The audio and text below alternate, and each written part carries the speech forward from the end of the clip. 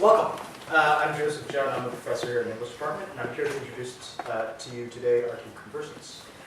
First, Jonathan. At this point, Jonathan has probably been introduced so many times that it's become difficult to introduce him. How, or perhaps even more importantly, why do you introduce someone who has already been introduced so many times and is so well known? It seems redundant. So I'm going to eschew all ambition and in the spirit of plagiarism, which Jonathan has famously defended. And because I'm on leave and refuse to do any real labor, my introduction today consists entirely of factoids stolen from Jonathan's Wikipedia page, including some very small hyperlinks. And because this is all from Wikipedia, we know this all to be true. So I have 8. 1. The obvious. Jonathan Lethem is an American novelist, essay, and short story writer. 2. He was the eldest of 3 children and had a bohemian childhood. Hyperlink. Bohemianism is the practice of 3. He saw Star Wars 21 times during its original theatrical release. 4. He counts among his influences Philip K. Dick, marijuana, and punk rock. 5. He also created animated films and wrote a 125-page novel called Heroes, which is still unpublished.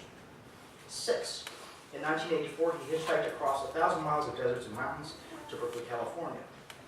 Hyperlink. Hitchhiking is a means of transportation that is gained by asking people, usually strangers, for a ride in an automobile. Then there's this long section about all these books that he's apparently written and how smart they are. I skipped that section. 7. In 1999, Edward Norton announced that he was planning to write, direct, and star in the film adaptation of one of Jonathan's smart novels. 8. In 2007, Norton said he was still working on the screenplay. Hyperlink. Edward Harrison Norton is an American actor, screenwriter, and film critic. And 9.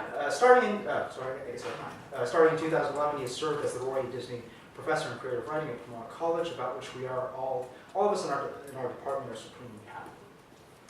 Our other conversant today and our guest is James Peacock. He is a senior lecturer in English and American literatures at Keele University in the United Kingdom. He specializes in contemporary American fiction and Quakerism and American literature. He's the author of 2 monographs. The first is entitled Understanding Paul Auster, published by the University of South Carolina Press in 2010. The book maps the evolution of Auster's fiction and its forms, goals, and influences, with a particular interest in Auster's concern for the individual's problematic relationship with language. The second book is called Jonathan Lethem. Jonathan Lethem is an American novelist. The book is the first full-length study dedicated to Jonathan's work, so it's first to go outside. In it, Peacock argues that Lethem's experiments with genre are not merely games or elaborate literary jokes, but ethical necessities, particularly when viewed in light of the losses and traumas that shadow all of his writing. The book, therefore, makes an important contribution not just to Lethem's studies, but also to debates about genre and its position in postmodern or postmodern literature. Please join me in welcoming James Lethem.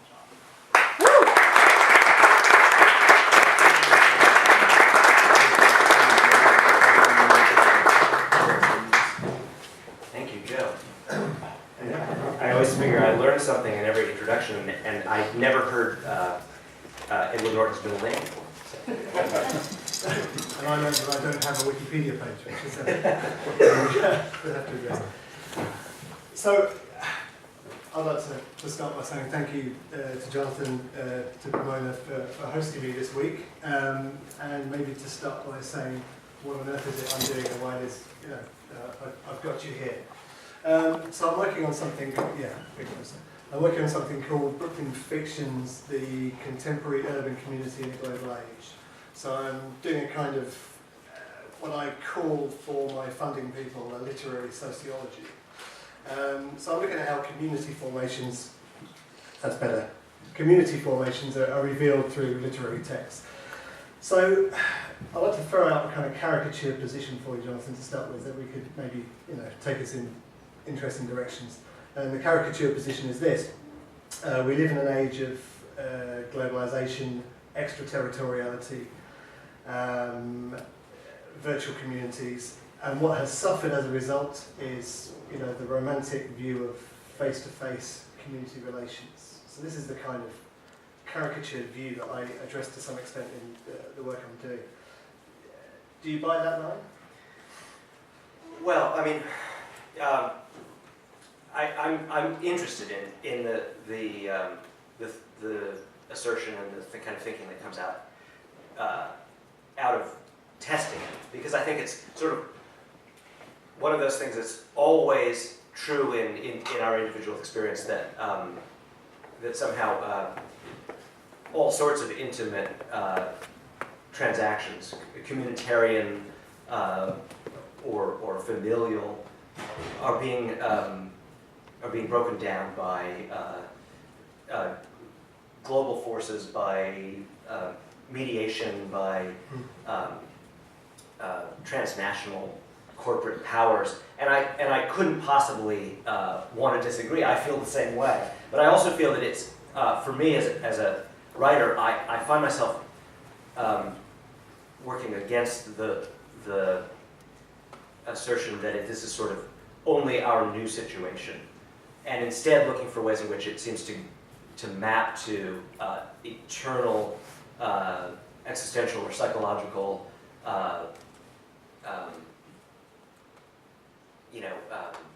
metaphors that we all seem to live through. I mean, one of the things that I think I've come to see is that I'm very, very interested in the idea of the pressure of what's called postmodern reality, global capitalism and hyper-mediated communication, and at the same time, I'm always tending to think that it's being slightly overrated, both in its newness and in its hold over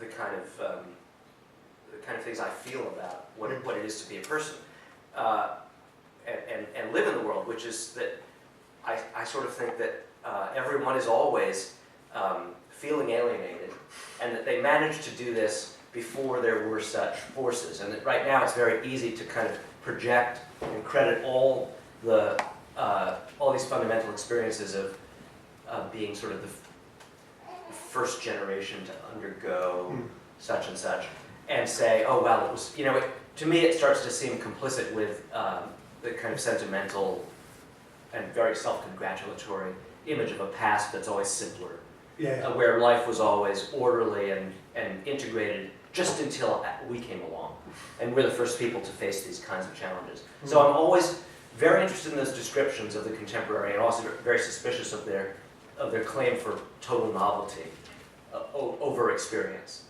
Does that make sense? Oh yeah, absolutely. Yeah, I mean it's like those critics would say that there have been different eras of globalization before anyway. I mean maybe the 19th century was another period, but I suppose one of the arguments, the difference is perhaps that it's become kind of ideological now, the idea of globalization, rather than being a series of kind of realities of movement or economics.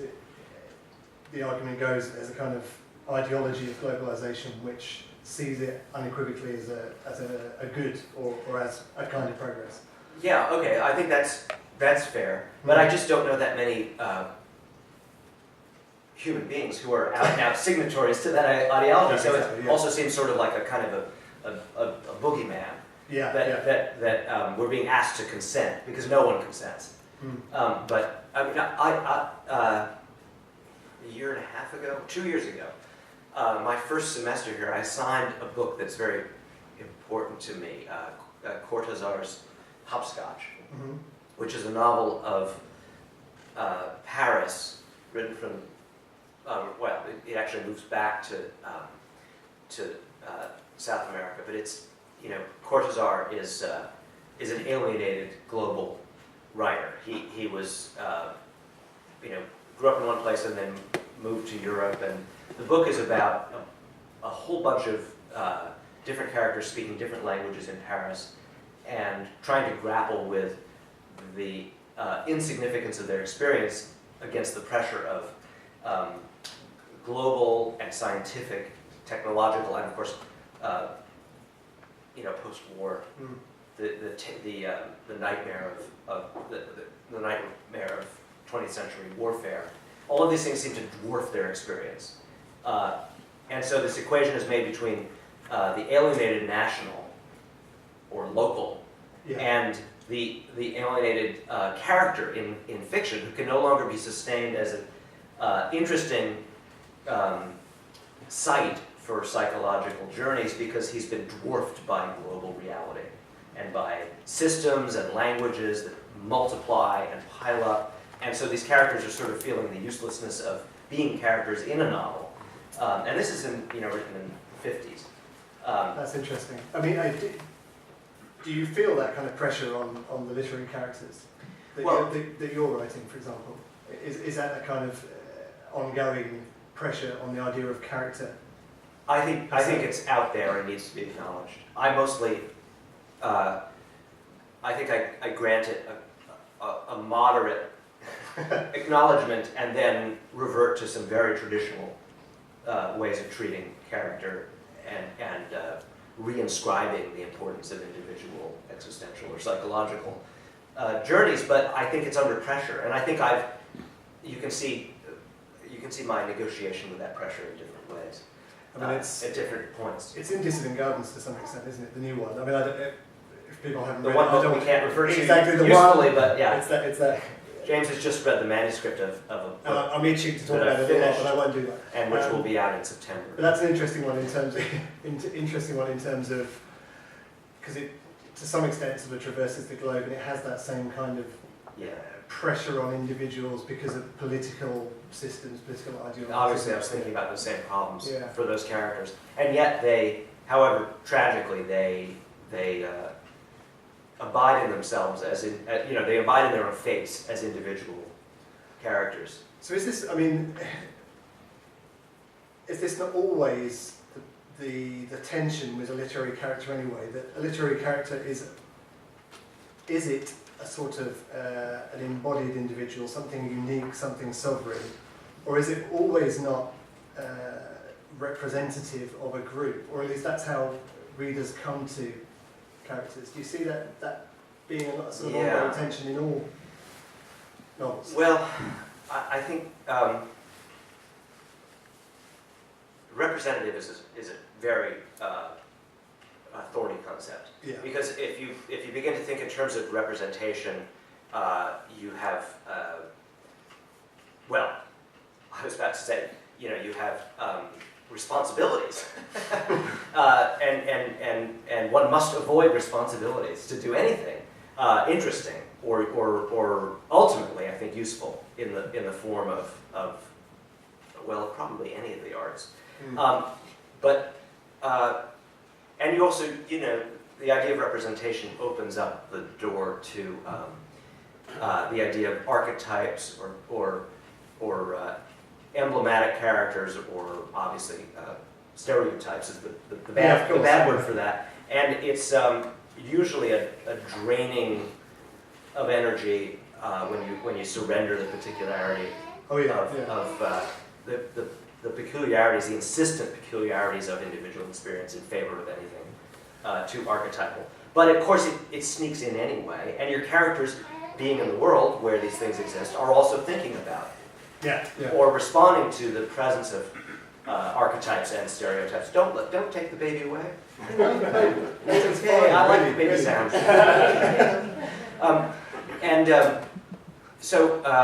I was thinking not sort of writing characters as such, Mhm. but inevitably maybe at the point of reception. At the point of reception, I put myself in that crosshairs. Yeah, I mean, when I wrote Fortress of Solitude, I found myself in that place of sort of answering for the degree to which I'd aroused people's, emotional investment in the idea of representations and archetypes and typologies.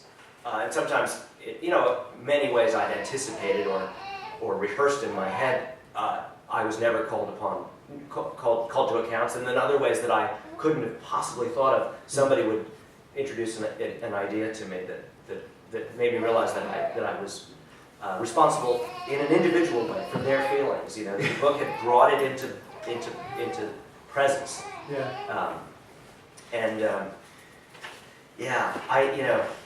I guess that's I tend to accept any results as credible and important even. But I also feel that usually I'm impossible to shame. There's no response that I've ever had, however awkward, that didn't make me think, well, wow, I must have done something. That's being thought about and felt is probably on the whole okay, and I'll take some credit. I'll award myself some credit for the intense feelings, because I think that, you know, I'm a collector of intensities in the books, and if they are echoed in the world, I usually think that's just worth doing. Yeah. Okay, I mean, more general question, I suppose, about novels.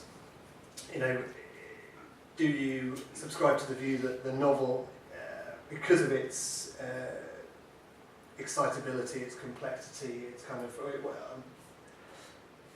whereas this is a quotation from Murat, the fact that there's too much matter there, too many individual moments, too many connections between words, too many different possible realms of activity. Is it that kind of activity and excitement about the novel that makes it more conducive to trying to portray complex communities? Or is that Sure, I think it's got special powers, special properties that way for producing the kind of,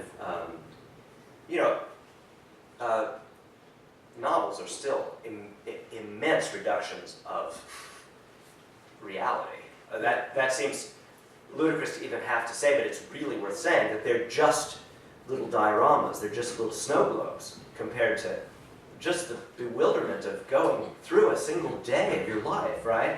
They're total reductions, but they have a power, especially a fairly, a longer novel or a fairly, not a kind of, let's say, not a slim novel of economical means, but novels that allow themselves to get messy at any number of the many levels that they can, they start to have a nice property of tricking people into feeling their awareness of how paradoxical and piled up experience is and how absolutely unsortable it is. They can be so immersive and so, at one level, so galvanizing. I need to know what comes next, which is like the clock ticking on the wall. Every day for us is racing, hurtling horribly towards its conclusion, right? That's the plot. And at the same time, so distractible, so full of digressions and other stuff that it's like they never remember that there is a clock. Whereas, for instance, even a film, which has certain capaciousness, but it's actually on the real clock. Yeah, has that compulsion. So novels get at the doubleness of existence, which is it's in your head, where time, where memory and consciousness are engines for destroying and warping this field we're trapped in, which is time. We're constantly racing ahead in our fantasies and behind in our memories and smashing those glances forward and back into the present and getting all confused and excited as a result. And at the same time, we live in bodies that are moving like on a horrible train towards the end. And novels have that doubleness, right? Interesting, you at one point there you kind of differentiated between slim novels, big novels. I mean, it's interesting because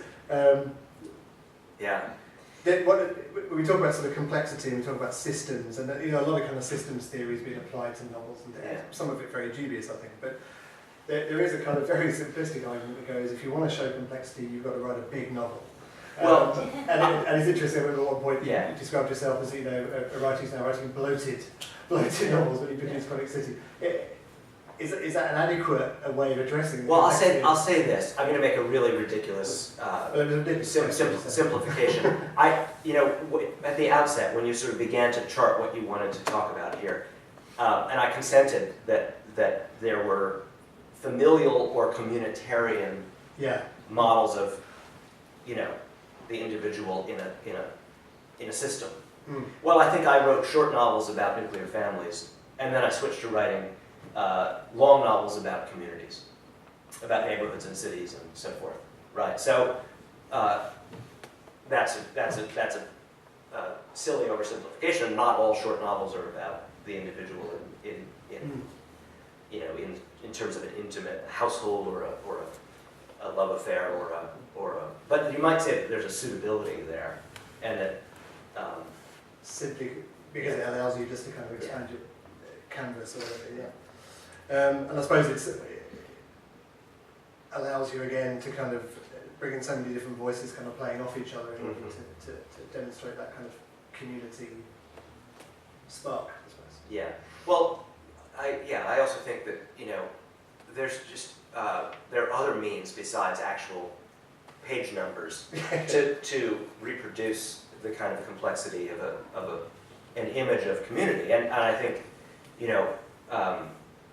took me a long time to learn to use proper omniscience, like Dickensian omniscient language. I hadn't read enough of it or understood what I'd read, and so I couldn't really write in a mode like that until the beginning of Fortress of Solitude, when I was able to kind of fly over that street and immerse you in a sensation of interest in these figures, but from a kind of distance that immediately implicates wider forces, wider histories, communities, etc., by the nature of the voice. And that's not a matter of, oh, it's a longer book. That's something that began to happen on page one, really.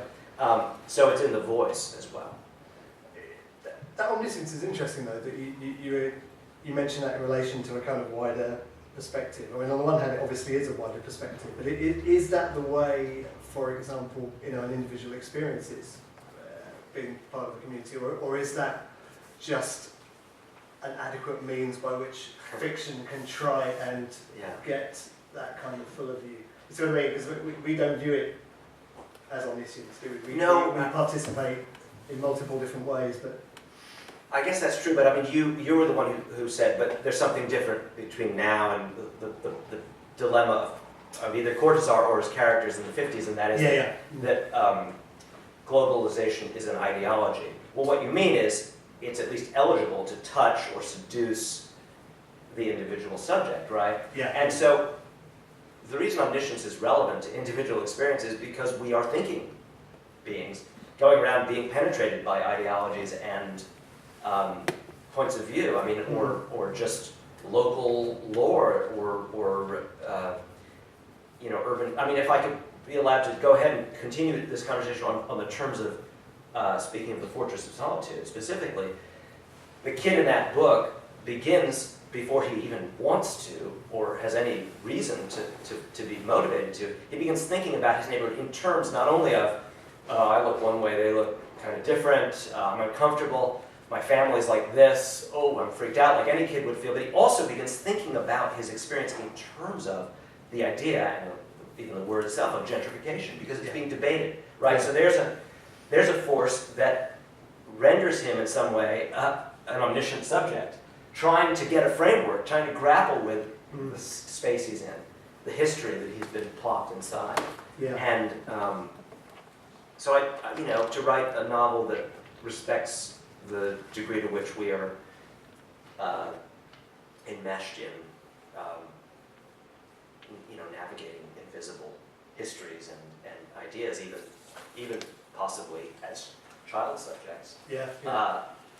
I think that omniscience does bring that in and makes it possible to talk about characters who are not only alienated in a negative way, but alienated in a way that is the beginning of critical thinking. Yeah, absolutely. Yeah. Right.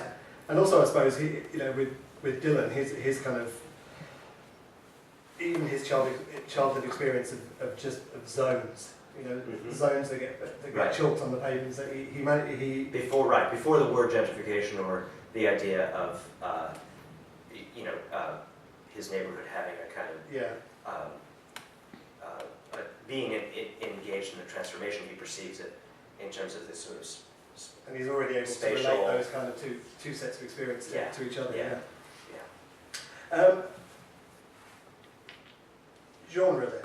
I mean, Fortress of Solitude brings in these kind of elements of genre fiction. Obviously, you're well known for kind of bringing genres into collision, particularly in sort of earlier fiction. I mean, it's one of the things I say in the book, which is on sale outside, is that your use of genres has this kind of link to the ethical difficulties or ethical questions around community, in the sense that what you're doing is bringing genres into collision to show differences, but also commonalities of experience, showing that people cannot live in these kind of isolated utopias. I mean, do you see and it may not be on a completely conscious level when you're writing this stuff, do you see your use of genres in that way as being connected to the idea of commonality or community or? Sure. I mean, I think that the thing to say about, I mean, apart from just my kind of garrulous, enthusiastic feeling for genres, that they're often just areas of energy that I was just drawn to, that they're just pure, that they have a capricious and attractive quality.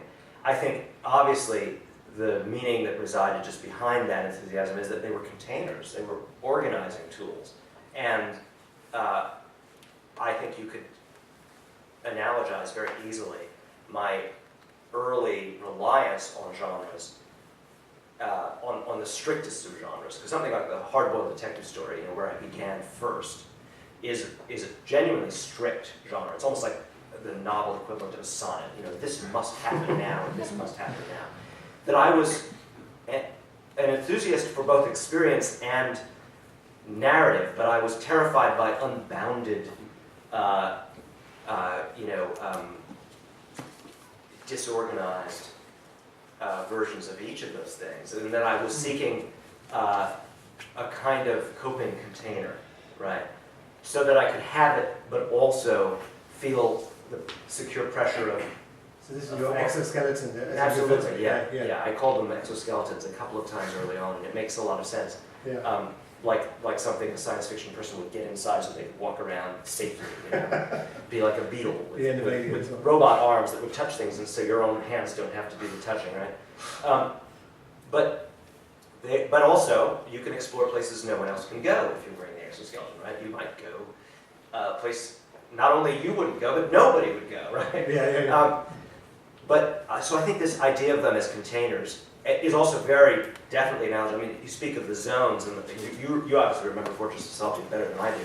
Right, so the boy sees everything in terms of zones, but he's also conscious, shortly after that, that a part of the larger neighborhood of Gowanus, which is a part of the larger world of Brooklyn, which is a part of the larger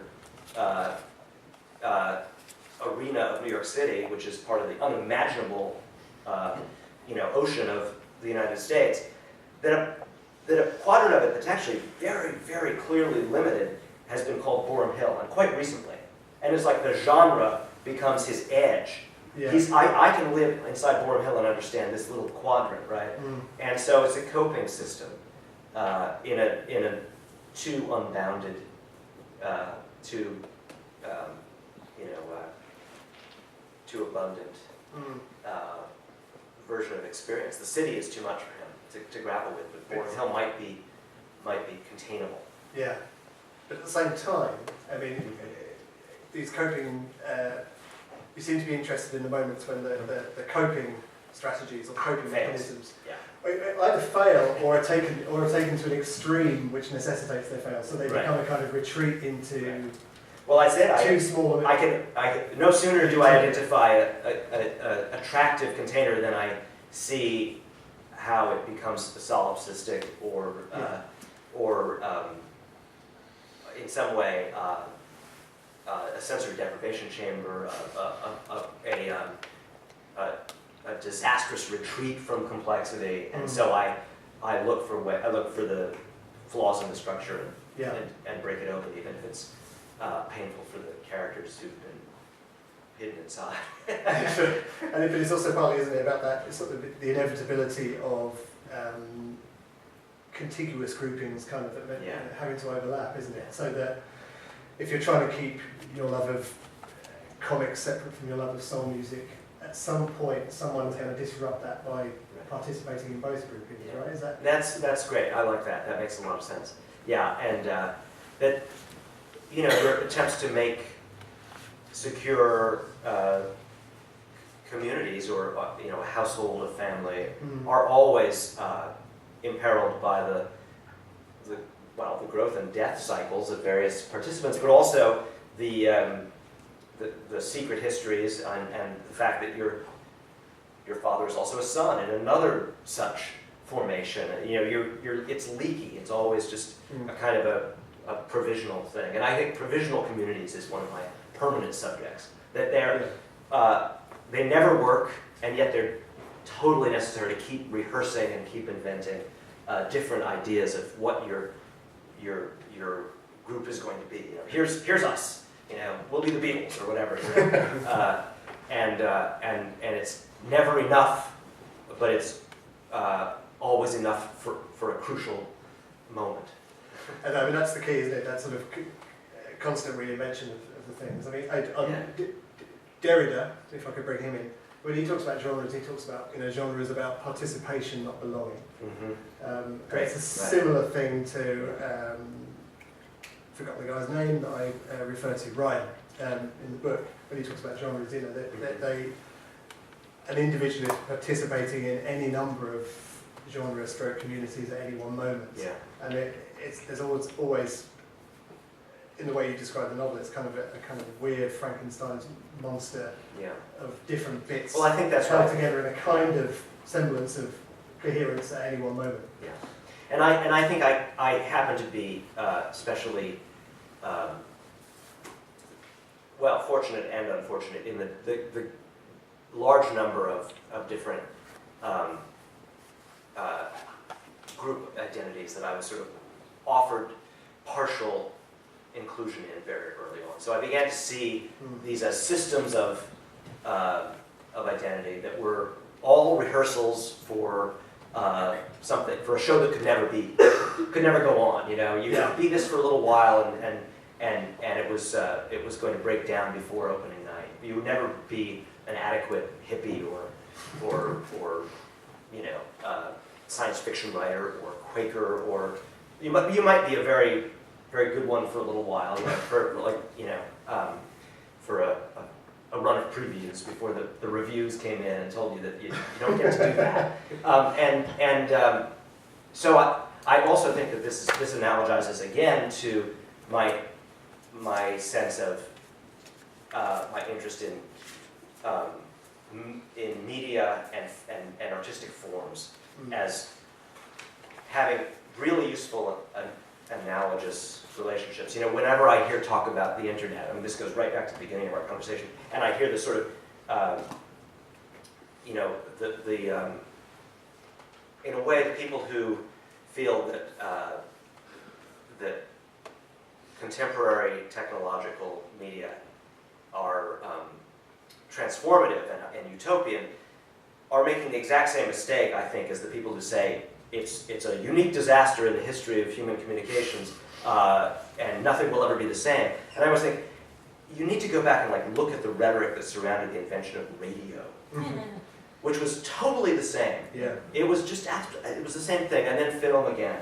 And instead of it always being the simple kind of model of one thing coming along and totally irrevocably destroying everything before it, instead everything nestles aside and kind of makes room, and something else is here, you know. And I think identity for me is like the pileup of media, you know. I mean, I've got a fax machine in my house, even though all this, you know, and I've got bookshelves and you know, I turn on the radio every morning. Yeah. Nothing has supplanted anything. And just as I needed to, it turned out, you know, 30 years after I'd given it no attention whatsoever, I was able to go and attend Quaker meeting a couple of times recently so I could write about this sort of shred of Quakerness in myself for again, a book that we shouldn't be referring to because you don't know it, for Dissident Gardens. It's like that was the fax machine. It was still there when I wanted it. Identities are just all piling up like media. So what is it that enables us and we're getting into kind of, the kind of philosophical territory, what is it enables us to feel any sense of coherence at any moment? If we're kind of cumulative, we're participating in all these different communities, what is it that makes us feel like? Well, I guess I'm Or maybe nothing does.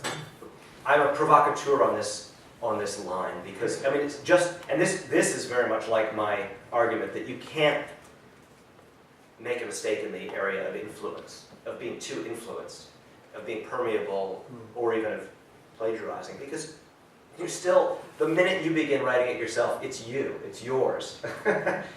There's something about the essence of our deep isolation inside our bodies, trapped, unable ever to transmigrate out of them. Also our slavery to that clock, that seems perfectly adequate. Those two situations are totally defining, and so there's no amount of alienation or mediation that can ever destroy our singular experience of ourselves as the center of a psychological, emotional, existential plot, which is why novels still matter to us, and why there was a central character even in Hopscotch. And for that matter, anyone who's ever tried to write about distributed identities ends up also with a central perspective that everyone can identify, right? Because there is a center. We're stuck inside it. So you can't fail to revert to this. You wake up every morning and brush the same damn teeth, right? Hopefully. Or no more film, right? Yeah. So you're saying that those two things live more or less comfortably, or at least in a way that enables creativity, that kind of being trapped in self. It might not be a happy fate. No. But anyway, I think it's reliable. And there. Yeah. I don't know. Where does the reader come into this? I mean, we've talked earlier about kind of once it's written, it's out there. I mean, what can you do? But there's an interesting quote from Tom Lutz, who talks about debates in novels about place, particularly regionalist novels he's talking about. And he says they dramatise debates between local and global, for example. And then what it comes down to is, and this is his quotation, the reader-writer compact to survey the fullness of the scene. To survey the fullness of the scene. Uh-huh. So the reader